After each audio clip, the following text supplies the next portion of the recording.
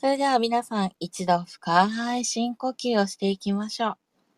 鼻から大きく息を吸って、鼻から大きく息を吐き出して、気持ちよく呼吸を続けていきましょう。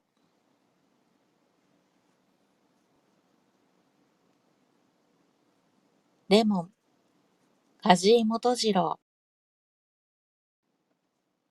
得体の知れない不吉な塊が私の心を始終押さえつけていた。焦燥と言おうか、嫌悪と言おうか、酒を飲んだ後に二日酔いがあるように、酒を毎日飲んでいると二日酔いに哀悼した時期がやってくる。それが来たのだ。これはちょっといけなかった。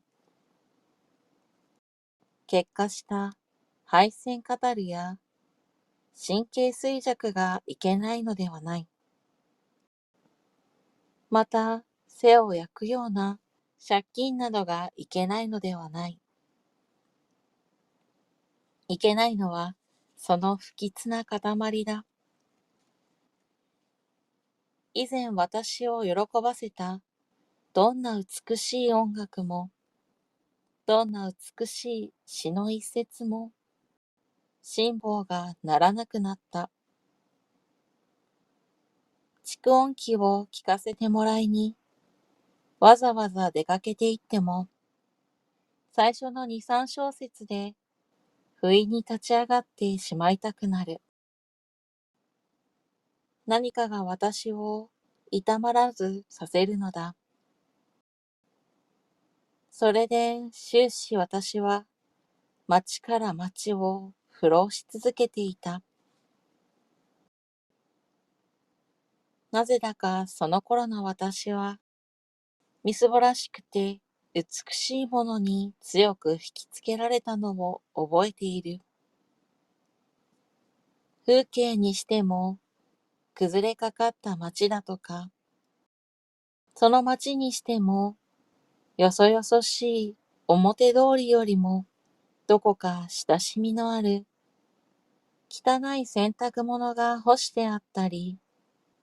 ガラクタが置いてあったり、むさ苦しい部屋が覗いていたりする裏通りが好きであった。雨や風が蝕んで、やがて土に帰ってしまう、といったような趣のある街で、土塀が崩れていたり、家並みが傾きかかっていたり、勢いのいいのは植物だけで、時とするとびっくりさせるようなひまわりがあったり、カンナが咲いていたりする。時々私は、そんな道を歩きながら、ふと、ここが京都ではなくて、京都から何百里も離れた仙台とか長崎とか、そのような町へ今自分が来ているのだという錯覚を起こそうと努める。私はできることなら京都から逃げ出して、誰一人知らないような町へ行ってしまいたかった。第一に安静、がらんとした旅館の一室、正常な布団、匂いのいい蚊帳と、のりのよく効いた浴衣。ここで一月ほど、何も思わず横になりたい。願わくば、ここがいつの間にか、その町になっているのだったら、錯覚がようやく成功し始めると、私はそれからそれへ想像の絵の具を塗りつけていく。何のことはない。私の錯覚と崩れかかった街との二重写しである。そして私はその中に現実の私自身を見失うのを楽しんだ。私はまたあの花火というやつが好きになった。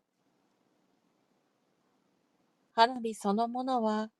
第二弾としてあの安っぽい絵の具で赤や紫や黄や青や様々な縞模様を持った花火の束、中山寺の星下り、花合戦、枯れすすき、それからネズミ花火というのは、一つずつ輪になっていて、箱に詰めてある。そんなものが不意に私の心をそそった。それからまた、ビードロという色ガラスで、鯛や花を打ち出してあるおはじきが好きになったし、南京玉が好きになった。またそれを舐めてみるのが、私にとって何とも言えない享楽だったのだ。あのビードロの味は、かすかな涼しい味があるのか。私は幼い時、よくそれを口に入れては、父母に叱られたものだが、その幼児の甘い記憶が大きくなって落ちぶれた私に蘇ってくるせいだろうか。全くあの味には、かすかな、爽やかな、なんとなく死びといったような味覚が漂っている。察しはつくだろうか。私にはまるで金がなかった。とはいえ、そんなものを見て、少しでも心の動きかけた時の私自身を慰めるためには、贅沢ということが必要であった。二銭や三銭のものといって贅沢なもの、美しいものといって無気力な私の触覚にむしろ媚びてくるもの、そういったものが自然私を慰めるのだ。生活がまだ蝕まれていなかった以前の私の好きであったところは、例えば丸善であった。赤や木のオードコラン、オードキニン、洒落た切細工や天下なロココ趣味の浮模様を持った琥珀色や翡翠色の香水瓶、キセル、小刀、石鹸、タバコ。私はそんなものを見るに小1時間も費やすことがあった。そして結局、一等いい鉛筆を一本買うくらいの贅沢をするのだった。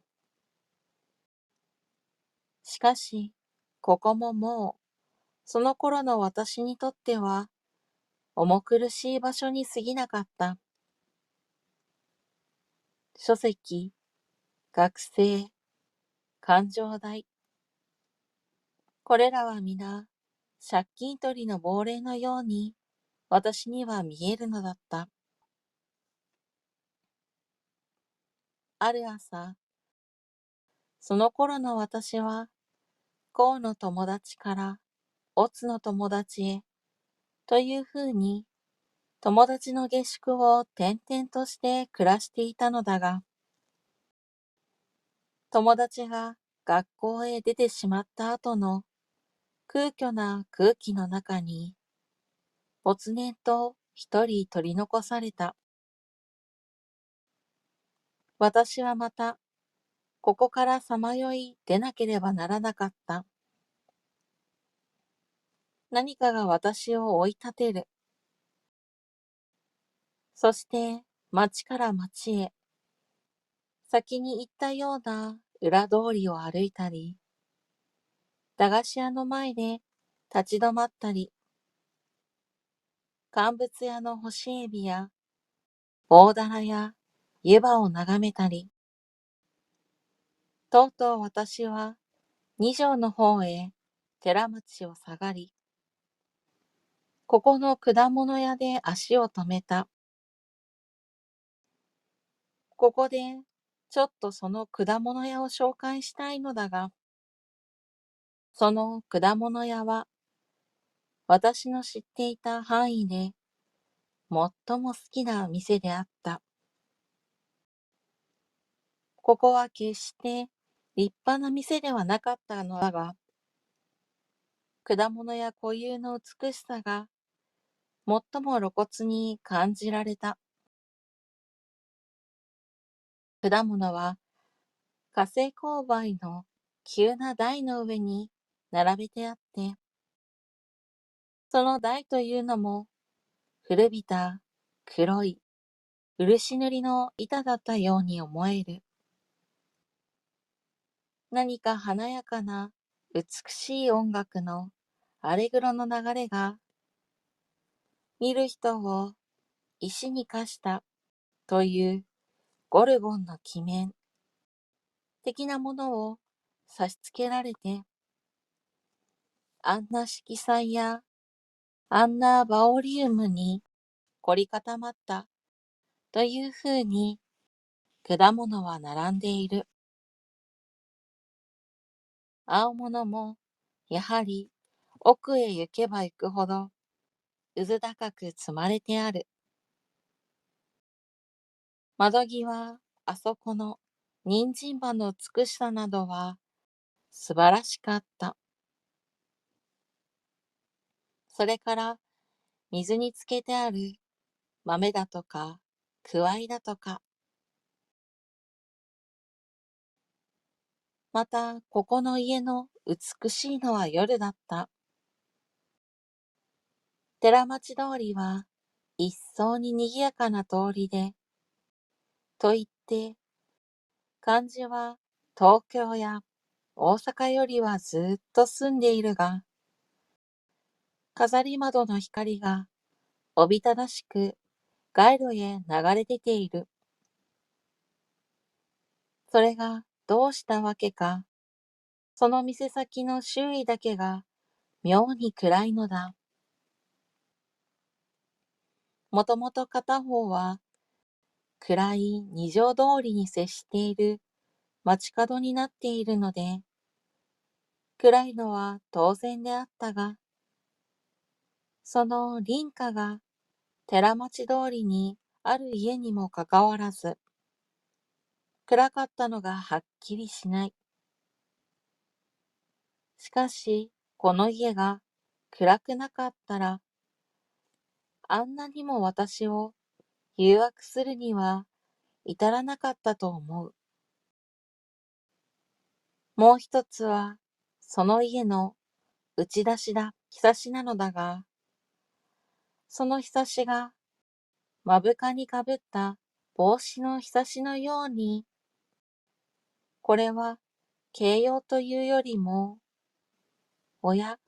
あそこの店は帽子のひさしをやけに下げているぞ、と思わせるほどなので、ひさしの上はこれも真っ暗なのだ。そう、周囲が真っ暗なため、店先につけられたいくつもの電灯が周雨のように浴びせかける絢爛は、周囲の何者にも奪われることなく、欲しいままに美しい眺めが照らし出されているのだ。裸の伝統が細長い螺旋棒をキリキリ目の中へ差し込んでくる往来に立って、また近所にある鍵屋の2階のガラス窓を透かして眺めた、ここの果物店の眺めほど、その時私を興がらせたものは寺町の中でも稀だった。その日私はいつになくその店で買い物をした。というのは、その店には珍しいレモンが出ていたのだ。レモンなどごくありふれているが、その店というのもみすぼらしくはないまでも、ただ当たり前の八百屋に過ぎなかったので、それまであまり見かけたことはなかった。一体私はあのレモンが好きだ。レモンイエローの絵の具をチューブから絞り出して固めたようなあの単純な色も、それからあの丈のつった防水系の格好も、結局私はそれを一つだけ買うことにした。それからの私はどこへどう歩いたのだろう。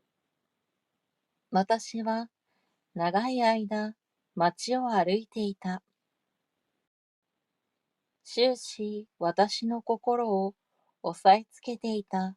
不吉な塊が、それを握った瞬間からいくらか緩んできたと見えて、私は街の上で非常に幸福であった。あんなにしつこかった憂鬱が、そんなものの一家で紛らされる。あるいは不審なことが逆説的な本当であった。それにしても心というやつはなんという不可思議なやつだろう。そのレモンの冷たさは例えようもなくよかった。その頃の私は配線を悪くしていて、いつも体に熱が出た。事実、友達の誰彼に私の熱を見せびらかすために手の握り合いなどをしてみるのだが、私の手のひらが誰のよりも熱かった。そのせいだったのだろう。握っている手のひらから身内に染み入っていくようなその冷たさは心よいものだった。私は何度も何度もその果実を鼻に持って行っては嗅いでみた。それの産地だというカリフォルニアが想像に上ってくる。漢文で習った梅感謝の言の中に書いてあった花を打つという言葉がきれげりに浮かんでくる。そして深々と胸いっぱいに匂いやかな空気を吸い込めば、ついぞ胸いっぱいに呼吸したことのなかった私の体や顔には温かい血のほとぼりが昇ってきて、なんだか身内に元気が目覚めてきたのだった。実際、あんな単純な霊覚や触覚や嗅覚や視覚がずっと昔からこればかり探していたのだと言いたくなったほど私にしっくりしたなんて私は不思議に思える。それがあの頃のことなんだから。私はもう往来を軽やかな興奮に弾んで、一種誇りかな気持ちさえ感じながら、美的装束をして街を闊歩した詩人のことなど思い浮かべては歩いていた。汚れた手ぬぐいの上へ乗せてみたり、マントの上へあてがってみたりして、色の反映を測ったり、またこんなことを思ったり、つまりはこの重さなんだな。その重さこそ常々私が尋ねあぐんでいたもので、疑いもなく、この重さはすべての良いもの、すべての美しいものを重量に換算してきた重さであるとか、思い上がった快逆心からそんな馬鹿げたことを考えてみたり、何がさて私は幸福だったのだ。どこをどう歩いたのだろう。私が最後に立ったのは丸善の前だった。平常、あんなに避けていた丸善が、その時の私には、やすやすと入れるように思えた。今日は一つ、入ってみてやろう。そして私は、ずかずか入っていった。しかし、どうしたことだろう。私の心を満たしていた幸福な感情は、だんだん逃げていった。香水の瓶にも、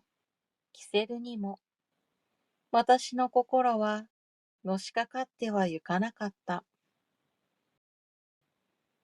憂鬱が立て込めてくる。私は歩き回った疲労が出てきたのだと思った。私は絵本の棚の前へ行ってみた。画集の重たいのを取り出すのさえ、いつにも増して力がいるな、と思った。しかし私は一冊ずつ抜き出しては見る。そして開けては見るのだが、克明にはぐってゆく気持ちはさらに湧いてこない。しかも呪われたことには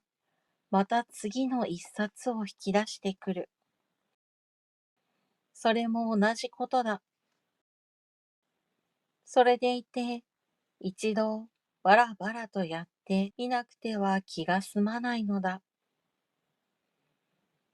それ以上はたまらなくなって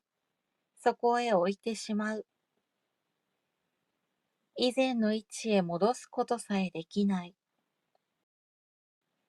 私は幾度もそれを繰り返した。とうとうおしまいには、日頃から大好きだったアングルの橙色の重い本まで、なお一層の耐え難さのために置いてしまった。なんという呪われたことだ。手の筋肉に疲労が残っている。私は憂鬱になってしまって、自分が抜いたまま積み重ねた本の群を眺めていた。以前にはあんなに私を引きつけたい本がどうしたことだろう。一枚一枚に目をさらし終わって後、さて、あまりに尋常な周囲を見渡すときのあの変にそぐわない気持ちを、私は以前には好んで味わっていたものであった。あ、そうだそうだ。その時私は懐の中のレモンを思い出した。本の色彩をごちゃごちゃに積み上げて、一度このレモンで試してみたら、そうだ、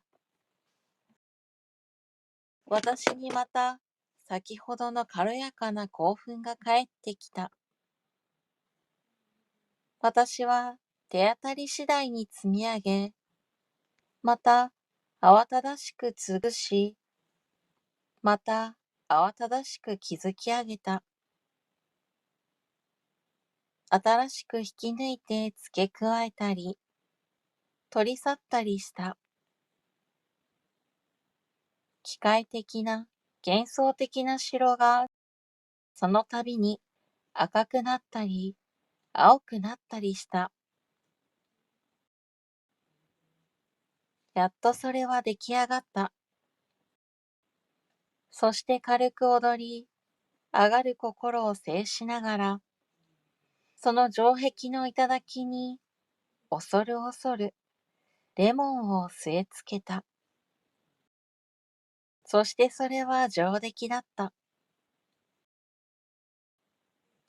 見渡すと、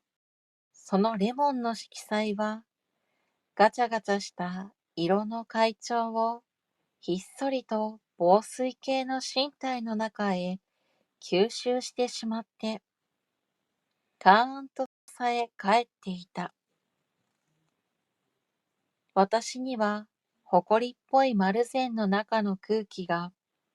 そのレモンの周囲だけ変に緊張しているような気がした。私はしばらくそれを眺めていた。不意に第二のアイディアが起こった。その奇妙な企みは、むしろ私をぎょっとさせた。それをそのままにしておいて、私は何食わぬ顔をして外へ出る。私は変にくすぐったい気持ちがした。出て行こうかな。そうだ、出て行こう。そして私はスタスタ出て行った。変にくすぐったい気持ちが街の上の私を微笑ませた。丸善の棚へ黄金色に輝く恐ろしい爆弾を仕掛けてきた奇怪な悪漢が私で、もう10分後にはあの丸善が美術の棚を中心として大爆発するのだろうだったら、どんなに面白いだろう。私はこの想像を熱心に追求した。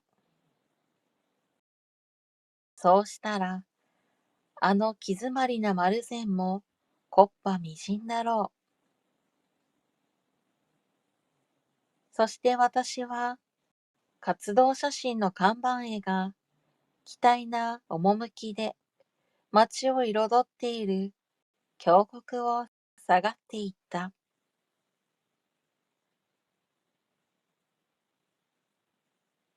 それでは皆さん、おやすみなさい。